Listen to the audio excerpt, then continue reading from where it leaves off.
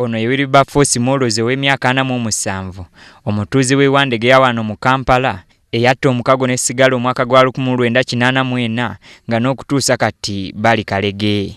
Agamba nti omuze gw'okufuweeta Sigala yagwigira ku banne abaali bamufuweeta entakera. Mikwano gyange gye gyanyigiriza Sigala. Nanywangako mpolampola nga nywako mpolampola bwe nywako mpulira kamungulize. N'ekiseera kyatuuka Sigala nemunywera ddala nga bweyamanga sinalya ku mmere. Bwe ndya ku mmere nga sinywedde ku Sigala nga mpulira ki nga sikuta. Ng'Omuganda bw'agamba nti okalya ddakaddadda ne mwolozi mu buwoomi bwa Sigala yajjamu ekirwadde kya kkookolo ow'omu mawuggwe. Ekyaddirira Sigala yajja n'angwazaako. Mu kungwaza ne bantwalako embalala mu ddwaliro ne bangamba Sigala muveeko. Wadde ali mu mbeera bw'eti mwolozi akyalemeddwa okumenyawo omukago gwe yatta ne Sigala. Bangamba mu biwowoolo Sigala yabikola teyalyoca ne bangamba Sigala muveeko. Era gwe navaayo Sigala nenkola kye nemuziramu nentandika nemunywa. Kuva ogwo siddaga mukuwulira ki nga binduma naye Sigala ye n'asigala nga munywa. Ebyembi omuze guno tegwakoma ku ye yekka anti engeri gye yamufuweetanga ekyere gwakwata n'omwana we omuto ow'emyaka 8 kyokka n'adduka n'ewaka. Na mutabani wange Sigala naye amunywa. Sikiwulira bulungi kubanga Sigala ye mubi. Naye nange Sigala yandemeramu munywa. Naye Sigala ye si mulungi. Sigala ye mubi. Abawoomerwa Sigala bamussaamu amalala era nga bamuwoomerwa mu ngeri ez'enjawulo kubanga abamu bafuweeta mufuweete, abalala bamunuusa munuusi mu nnyindo so nga abandi bagaaya mugaaye.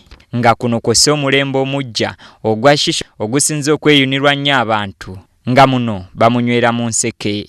Naye okusinziira ku bakungu mu by'obulamu buli ngeri muntu gy'akozesaamu Sigala asobolera ddala okufuna kkookolo ow'ebika eby'enjawulo. There is no benefit, nothing positive about consuming tobacco, to the extent that even snakes fear tobacco in the gardens, in the wilderness. So it is as dangerous as that. Now, consumption of tobacco and its products exposes one to very many health conditions, such as cancers, like cancer of the lungs, cancer of the stomach, cancer of the oral cavity, cancer of the tongue, and many other non-communicable diseases like heart complications. Dr. Balyomunsi agamba nti Sigala atta abantu abasoba 13.3 buli mwaka ng'omuwendo guno gusinga ogw'abafa omusujja gw'ensiri ne siriimu.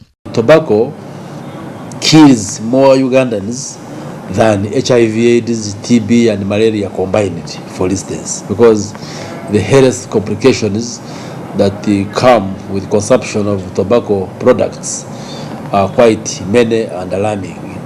Wano Dr. Balyomunsi wasinzidde okulabula nti etteeka ly'okufuweeta Sigala eryaleetebwa mu paalamenti mu Desemba w'omwaka gwa 2011 wakulizza omwezi ogujja.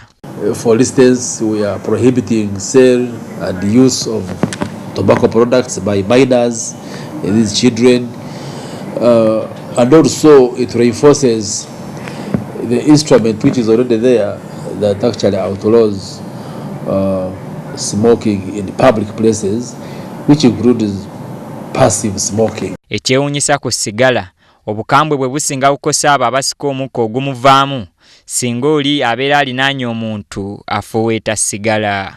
Mu basinga okuyisibwa obubi mulimu abakyala b'embuto n'abaana abato.